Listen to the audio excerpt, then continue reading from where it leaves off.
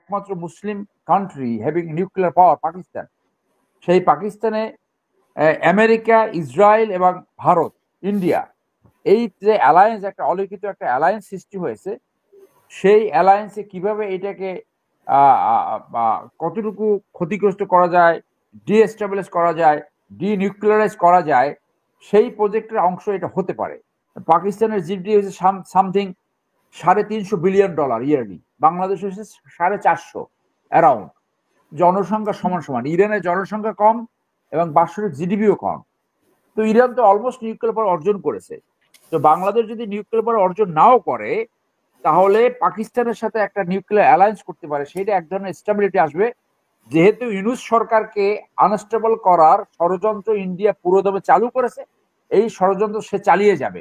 Saudi আরব as usual একটা puppet হিসেবে থাকতে চায় ইউএস এর।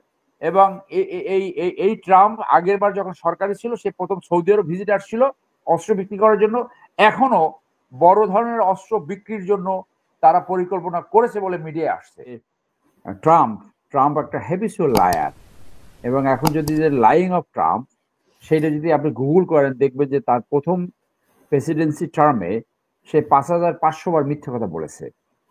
সো ডেমোক্রেটরা যতটা সাপোর্টিভ ছিল টুয়ার্ডস ইসরায়েল, তার সে 100% বেশি সাপোর্টিভ এই ট্রাম্প এবং ট্রাম্পের ফ্যামিলি। তো ট্রাম্প ক্ষমতা আরোহণের পরেই কিন্তু আবার গাজা যে এভিকশন, মানে কিলিং অ্যান্ড ইভিকশন, সেটা কিন্তু পুরোদমে শুরু হয়েছে। সো সেইটা তো এখন প্রায় খালি হয়ে গেছে স্যার বলেন। এবং তাদের যে প্রজেক্ট, সেই নীল নদ থেকে তাদের সে জায়ান্ট ল্যান্ড যে প্রতিষ্ঠা করবে, সেইটা এই ট্রাম্প যদি ট্রাম্প যতদিন ক্ষমতা থাকবে, সেইটা ততদিন তারা সেই সুযোগ পাবে এবং এটা ফেসিলিটেট হবে। তো এখন আপনি আসেন যে এই ভারতে যে ঘটনা ঘটলো কাশ্মীরে, এইটা যে একটা প্রজেক্টের অংশ, এটা কিন্তু অনেক নমুনা রয়েছে। কিরকম সেটা? যে সেই সময় আমেরিকান ভাইস প্রেসিডেন্ট সফররত ছিল ভারতে, সেই সময় কেন এই পর্যটকের উপর হামলা হবে, যেখানে Kashmir is so much of militarise, এত বেশি ওখানে নিরাপত্তা বাহিনী রয়েছে, এবং যে পেহেলামে যে আক্রমণটা হয়েছে অত্যন্ত সিকিউরড এরিয়া। তাহলে এই যে বাংলাদেশের যে একটা টাইপের পলিটিক্স, যে আওয়ামী লীগ, অতীত আওয়ামী লীগ 15 বছরে একটা জঙ্গিবাদের শাসন, জঙ্গিবাদ ফেরত আসতে পারে এই কার্ড পেলে করে ইন্ডিয়াকে পক্ষে রেখে 15 বছর ক্ষমতায় থাকতে পেরেছে, আলটিমেটলি পতন হয়েছে। ইন্ডিয়াতে যখনই ইন্টারনাল পলিটিক্স, যখন দেখে যে এইটা কয়েকটা ডাইমেনশন আছে, একটা ইন্টারন্যাশনাল ডাইমেনশন, ইন্টারনাল ডাইমেনশন, দেন বিজেপি কংগ্রেস যে রাজনীতি। কংগ্রেস কিন্তু আবার এখানে মোদির সাথে মানে শোল্ডার টু শোল্ডার সমর্থন জারি করেছে।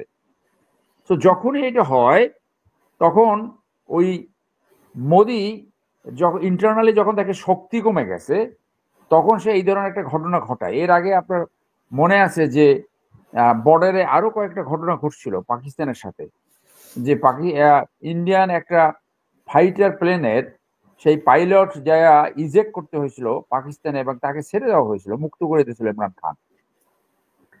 যা কিছু ইন্ডিয়াতে ঘটে, সেইটা সমস্ত ব্লেম পাকিস্তানের উপর তারা চাপিয়ে দেয়, কোন রকম তদন্ত ছাড়া, কোনোভাবে ক্রেডিবল কোনো ইনফরমেশন ছাড়া।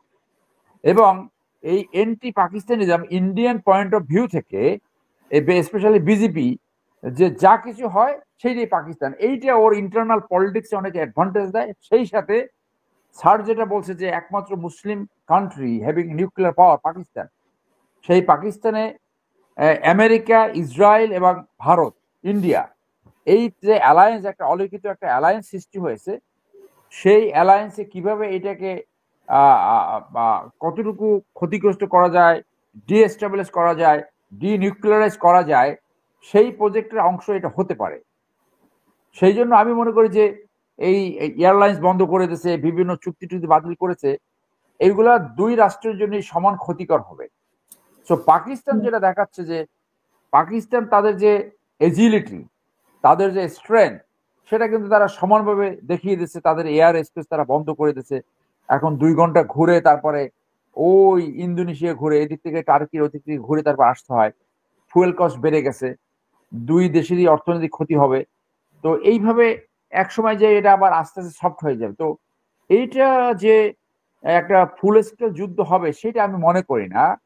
কারণ ফুল স্কেল হলে এইটা একটা আশঙ্কা থেকে যাবে যে আহ, এই দুইটা রাষ্ট্রে, অনেকে বলে যে নেক্সট নিউক্লিয়ার বোম, যেটা 1945 সালে আমেরিকা জাপানের উপরে হেরাল্ড করেছিল, সেখানে থ্রো করেছিল, তারপর তো আর যুদ্ধে নিউক্লিয়ার বোম কোথাও ব্যবহার হয়নি।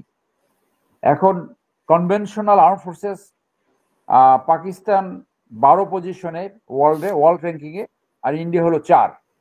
কিন্তু নিউক্লিয়ার হেড অলমোস্ট সমান সমান।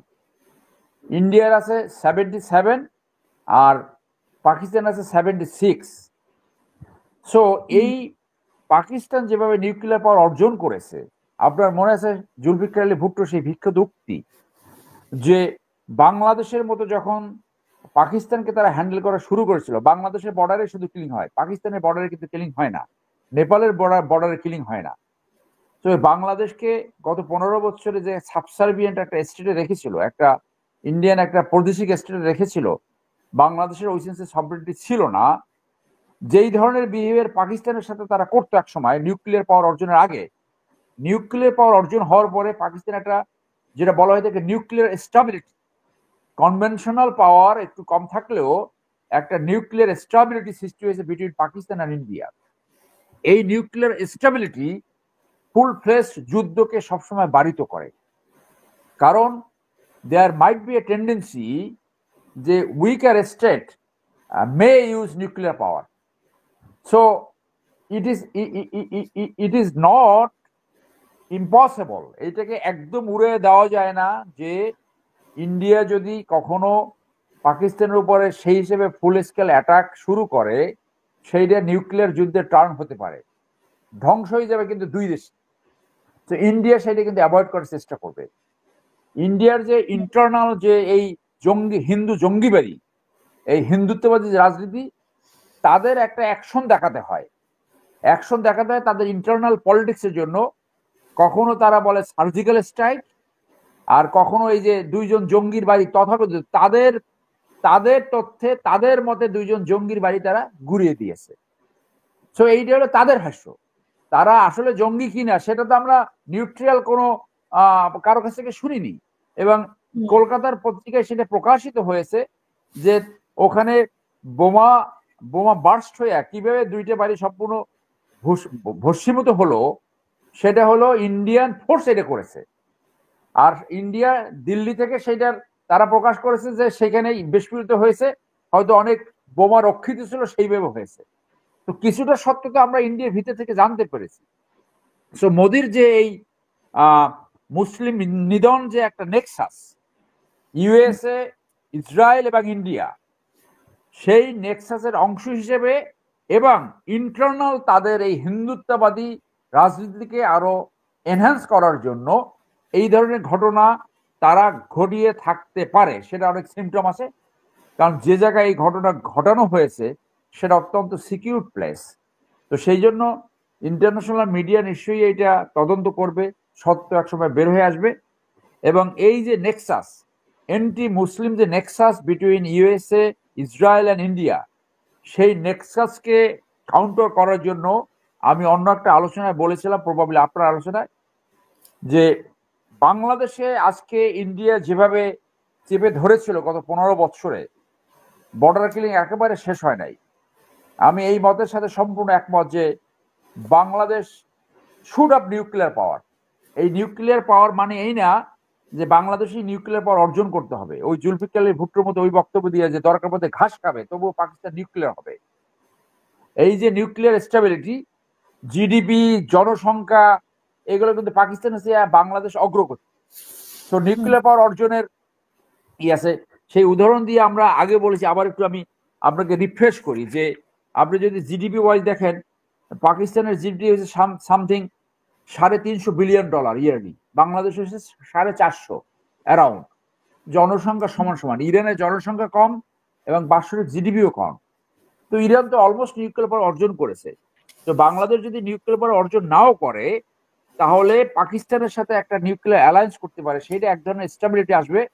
যেহেতু ইউনূস সরকারকে আনস্টেবল করার ষড়যন্ত্র ইন্ডিয়া পুরোদমে চালু করেছে, এই ষড়যন্ত্র সে চালিয়ে যাবে এবং ইউনূস সরকারকে যে কোনো ভাবে তারা বেকায়দায় ফেলতে চাবে। আর একটা হলো এই যে এন্টি মুসলিম স্ট্যান্ড এবং এই আনহোলি অ্যালায়েন্স, ইউএসএ, ইসরায়েল এবং ইন্ডিয়া, হিন্দুত্ববাদী ইন্ডিয়া, সেইটাকে কাউন্টার করার জন্য রিজনালি যে মুসলিম কান্ট্রিগুলো আছে, Iran, Pakistan, Bangladesh, Malaysia, Indonesia এবং মিডল ইস্টের কান্ট্রিগুলোকে যদি এখানে সংযুক্ত করা যায়, সেইখানে একটা মুসলিম অ্যালায়েন্স হওয়া উচিত to to save and protect the Muslims from the nefarious conspiracy, যে ঘৃণিত কনস্পিরেসি যেটা শুরু হয়েছে, যেটা ক্লাশ অফ সিভিলাইজেশন এবং এন্ড অফ হিস্ট্রি বইয়ের মাধ্যমে যে থিওরিটা তারা নিয়েছে, সেই থিওরিতে কাউন্টার করার জন্য এবং মুসলিম শক্তিকে স্ট্রেনথেন করার জন্য আমি মনে করি যে মুসলিম নেতা যারা আছে তাদের এক ধরনের এগিয়ে এসে একটা ইনিশিয়েটিভ নেওয়া উচিত বলে মনে করি। সৌদি আরব অ্যাজ ইউজুয়াল একটা পাপেট হিসেবে থাকতে চায় ইউএস এর, এবং এই ট্রাম্প আগের বার যখন সরকারি ছিল সে প্রথম সৌদি আরব ভিজিট আসছিল অস্ত্র বিক্রি করার জন্য, এখনো বড় ধরনের অস্ত্র বিক্রির জন্য তারা পরিকল্পনা করেছে বলে মিডিয়ায় আসছে। তো সেই জন্য আমি মনে করি প্যারামাউন্ট যে মুসলিম নেতা যারা আছে সেই নেতাদের সামনে এগিয়ে আসা উচিত to protect the Muslim countries, এই মুসলিম এনহিলেশন থেকে যে যে একটা সিচুয়েশন সৃষ্টি হয়েছে সেই সিচুয়েশন থেকে রক্ষা করার জন্য। ধন্যবাদ।